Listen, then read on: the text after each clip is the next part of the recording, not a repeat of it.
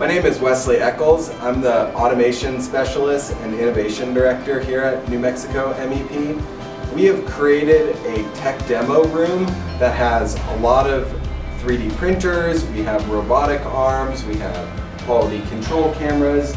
We're really demonstrating all the capabilities of automation and digital manufacturing, and really are a resource to clients and manufacturers in New Mexico to help them add automation to their existing facilities. We are able to 3D print parts for companies that are interested.